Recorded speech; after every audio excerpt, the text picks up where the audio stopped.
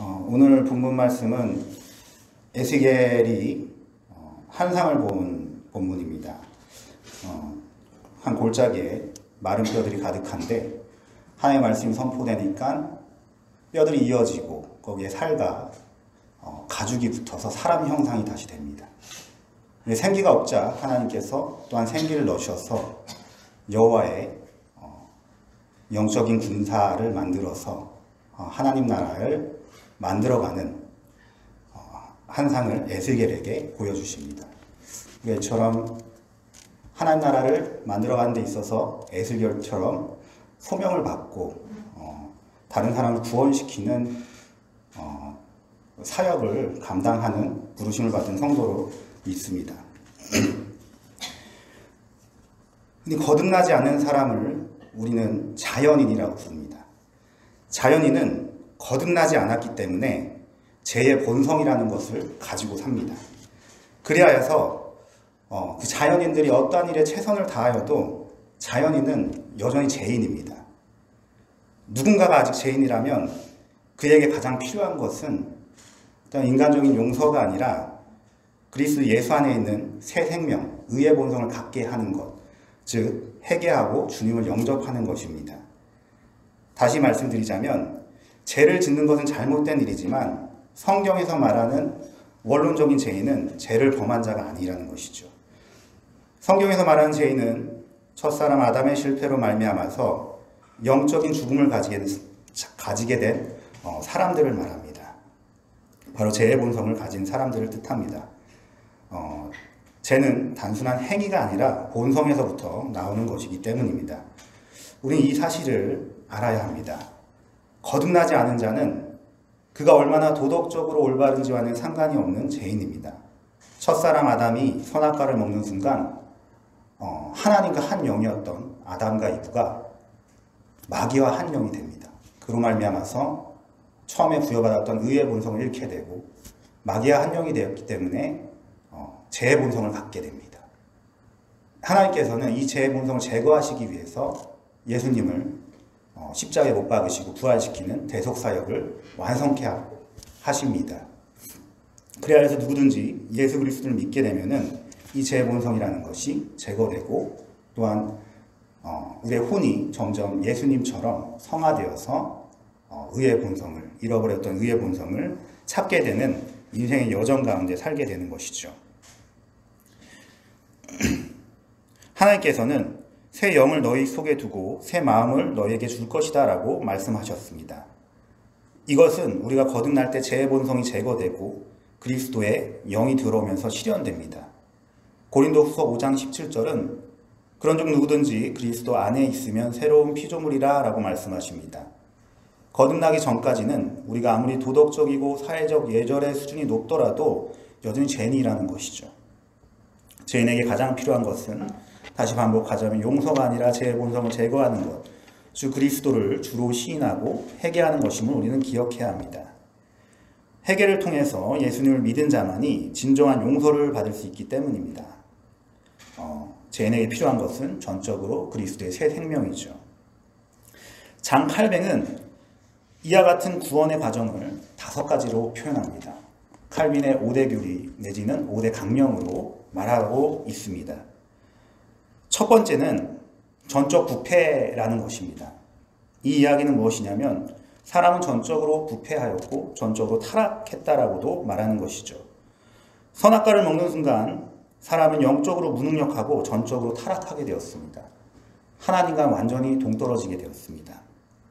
거듭나기 전에 아담의 모든 후손은 죄의 노예로 태어나게 됩니다. 사탄에 사로잡혀 있고 진리가 무엇인지 모르고 스스로는 자신을 구원할 수 없게 됩니다. 처음에 하나님은 아담을 의롭게 죄 없이 지으셨으나 아담의 불순종으로 인하여 그 피를 이어받은 후손은 죄인이 되었고 사망 아래에 놓이게 되었습니다. 죄의 삭은 사망입니다.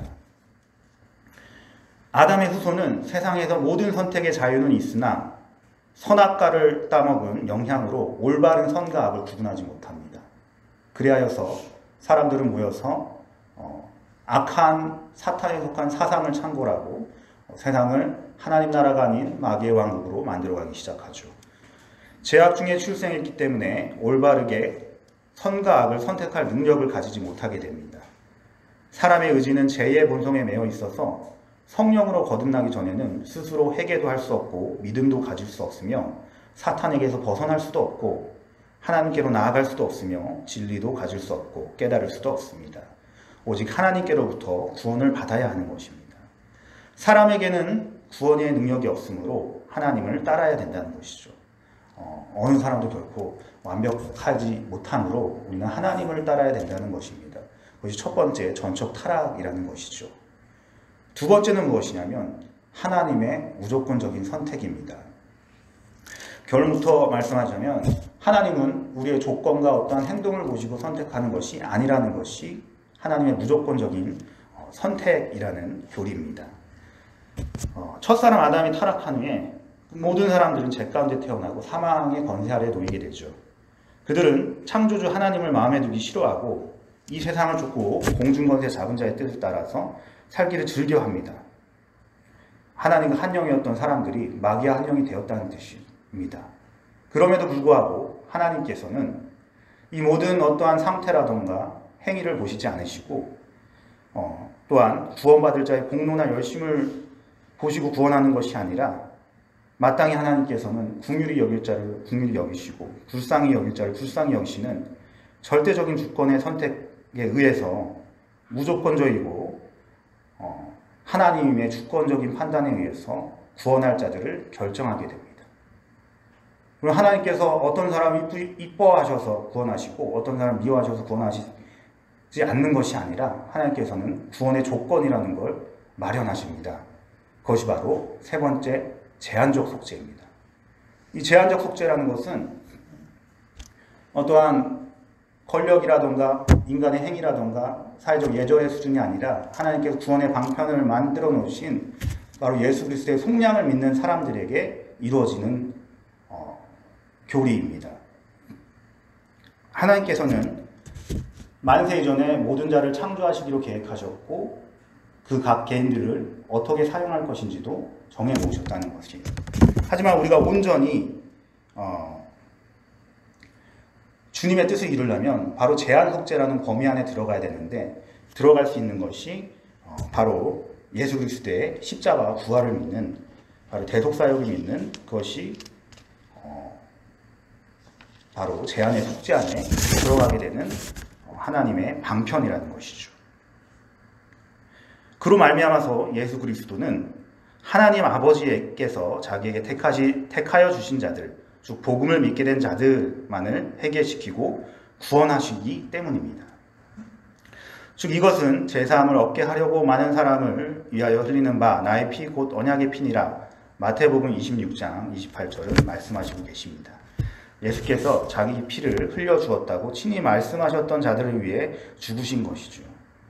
이는 예수께서 십자가에서 죽으시기 위해 이 세상에 오신 목적, 즉 택하신 자를 구원하시기 위함임을 정확하게 설명해 줍니다. 왜 이런 예수님을 믿고 제한적 속죄 안에 들어가게 되면은 하나님께서는 거부할 수 없는 은혜, 불가항력적인 은혜를 부어주십니다. 바로 네 번째 교리입니다. 하나님께서는 이 불가항력적인 은혜라는 것은 성부, 성자, 성령 삼위 하나님께서 다 함께 각 개인의 구원에 참여하여 주신다는 거예요. 성부 하나님께서는 만세전에 모든 만물에 대한 창조 계획을 세우시고 성자 예수님께서는 십자가와 부활 사역을 담당하셨으며 성령 하나님께서는 예수 그리스도의 인침으로 선택받고 부르신 자들이 구원받을 수 있게 효력 있게 저항할 수 없도록 역사하신다는 거죠. 복음을 통한 외적인 사역은 구원의 구름을 주는 것입니다. 우리가 일단 구원을 받았으면은 또한 하나님께서 주신 소명까지 이루는 데 있어서 하나님은 또한 불가항력적인 은혜를 주십니다. 구약 성경에 에서와 야곱의 이야기가 있습니다. 에서는 그때 당시에 하나님께서 정해놓으신 장자권이라는 것을 팥죽 한 그릇에 쉽게 팔아버립니다. 하나님은 그런 에서를 보고 하나님께서 에서를 미워하셨다라고 성경에 기록하여 놓으셨습니다. 그러나 반대로 하나님은 야곱을 선택하셨고 야곱 비록 하나님의 어떠한 소명에 신실하게 움직이진 않지만 야곱은 그래도 장자권이라는 것을 인정하고 가지고 싶었던 사람입니다. 그래야 형을 속이고 아버지 이삭을 속여서 장자권을 얻게 되고 하나님을 절실히 따르지 않고 자신의 삶을 살기 위해서 인생을 막 꾸려가지만 결국엔 하나님께서 하나님과 씨름하게 하심으로 야곱이 이스라엘이라는 국가를 만들게 되는 불가항력적이고 저항할 수 은혜라는 것을 받게 되는 것이죠. 또한 사도 바울은 어떻습니까? 그가 유대교인으로서 예수 그리스도를 믿는 자들을 핍박하고 박해하고 심지어는 예수님을 증거하는 스데반 집사를 죽였는데도 불구하고 그가 예수님을 믿게 되자 그는 저항할 수 없는 하나님의 복음 전파자로 사용당하게 됩니다. 그로 말미암아서 수많은 사람들이 돌아오게 되는 하나님의 소명을 이루게 된다는 것이죠. 우리 또한 마찬가지입니다. 하나님께서 복음에 초청하셨을 때 순종하여서 성령의 인치심을 받게 되면은 저항할 수 없는 은혜 가운데 소명이 이루어진다는 것입니다. 우리는 야곱처럼 하나님께서 주신 것을 사모해야 됩니다. 또한 야곱처럼 또한 자신의 인생을 꾸리는 것이 아니라 좀 더 성령 하나님의 인도하심과 부르심을 따라서 순종할 때 우리가 사도 바울이 전기에 거쳤던 어떤 살인이나 핍박으로 인해서 자신의 인생을 꾸려왔던 것이 아니라 하나님의 사역과 하나님의 왕국을 위해서 사용받는 귀한 사람들이 되어야겠습니다. 성경에서는 본질상 죄와 허물로 죽은 자가 스스로는 회개하거나 복음의 초청에 응할 수 없다라고 합니다. 성령 하나님께서 이런 구원에 이르는 내적 부르심을 주셔야 한다고 하죠. 성령이 죄인의 마음에 은혜롭게 역사하심으로써 진리를 알게 되고 믿게 되며 하나님의 자녀가 되게 됩니다. 성령께서 사람들을 그의 은혜로 부르실 때에 그 부르심은 하나님의 저항할 수 없는 은혜의 표시가 된 것입니다. 예수님을 주로 시인하여 성령의 인침을 받고 성령의 충만으로 구원의 완성을 이루어 나간다는 것이죠. 마지막으로 칼빈의 5대 교리의 마지막은 바로 성도의 견인입니다. 이 성도의 견인에서 견자는 견고할 견자고 인자는 참을 인입니다. 성도가 네 번째 불가항력적인 은혜로 말미암아서 그의 뜻을 이룰 수 있도록 또한 하나님께서는 성도가 인생 가운데 죽음까지 무릅쓰도록 참을 만한 견고한 인내를 주신다는 겁니다. 하나님으로부터 택함을 받아 예수 그리스도의 핏부림으로 구속받고 성령에 의한 중생을 입은 사람은 우리의 끝날까지 하나님께서 그 믿음을 지켜주십니다. 물론 우리가 완전한 성화에 이르지 못할 때도 있지만 또한 때때로 시험에 빠지며 죄를 범하기도 하지만 그럼에도 그 어떤 것으로도 하늘과 땅에 있는 어떤 권세와 세력으로도 우리를 예수 그리스도에게서 완전히 분리시키지 못하게 됩니다. 그리고 하나님의 은총의 역사로 인해서 반드시 영원한 구원에 이르게 된다는 것이죠. 예수님께서 그리스도께서 죄값을 치르셨다면 그것은 구원받은 자들을 위해서 또한 우리들을 위해서 그렇게 하셨다는 것입니다. 그리고 또한 그 죄값과 피의 능력이라는 것이 하늘과 땅에 있는 어떠한 권세로도 끊을 수 없는 사랑으로 확증해 주신다는 것입니다. 만일 하나님께서 그리스도 안에 있는 이 구원을 그가 구원하시기로 작정하신 자들의 마음속에 계시하실 의도가 있으시다면 또한 하나님께서는 그것을 효과 있게, 효력 있게 빛을 비춰주신다는 것이죠. 그러므로 만일 하나님께서 구원하시기로 작정하셨고 구원하시기 위해 죽으셨고 결코 스스로 구원할 수 없었던 자들을 구원으로 부르셨다면 주님께서는 이 구원받은 자들의 소명을 위해서 또한 하나님 나라의 왕국을 위해서 주의 이름의 영광을 위해서 영원한 생명을 누리도록 보존하시고 성도로 하여금 견인하게 하실 것입니다. 성도는 어떠한 일이 있어도 보존받고 견인받는 존재라는 것입니다. 그러면 여러분 시험에 빠져서 낙심하지 마시고 성령 하나님의 인도하심을 따라서 악한 마귀의 계계와 궁유를 파해가면서 하나님 나라의 소명과 왕국을 이뤄나가는 귀한 성도님들이 되셔야 됩니다. 우리가 살아가는 이유는 바로 이 구원 때문입니다. 우리가 하고 있는 이 모든 일을 왜 하고 있는지 우리는 이따금씩 생각해 볼 필요가 있습니다.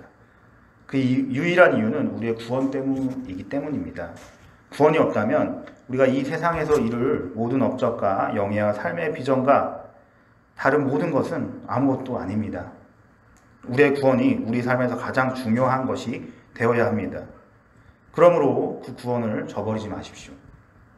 하나님을 위해 아주 열심히 애쓰고 많은 일을 하다가도 결국에 우리가 구원을 잃어버리는 사람들이 있습니다.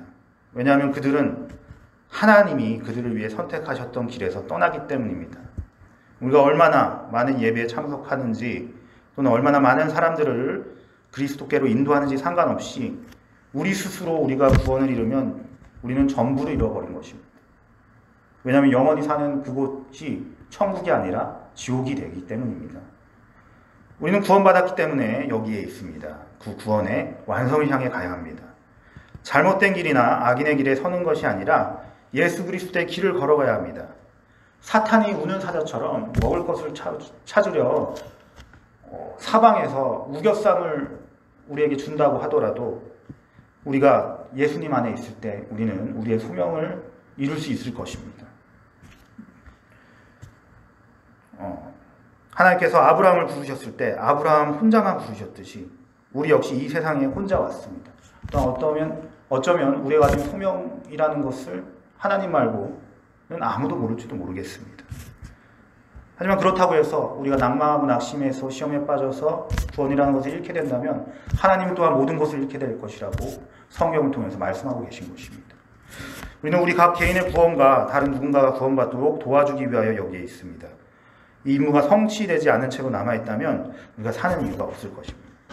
말씀을 마무리하면서 우리의 삶 속으로 우리가 그리스도를 받아들였습니다. 구원의 여정이 시작되었고 우리는 이 구원의 여정을 하고 있는 것입니다. 수많은 일들이 있습니다. 하지만 처음 받은 그 구원의 은혜를 누리려면 부르심을 받은 것이라는 것을 인식하고 살아야 됩니다. 부르심을 받은 우리는 그리스도 안에서 자신을 건축하고 하나님의 말씀 안에서 자라나야 합니다. 말씀과 순종을 통해서 그분에 대해서 배워가며 전도하는 귀한 우리가 되기를 축복하며 기도하고 오늘 말씀 마무리 짓도록 하겠습니다.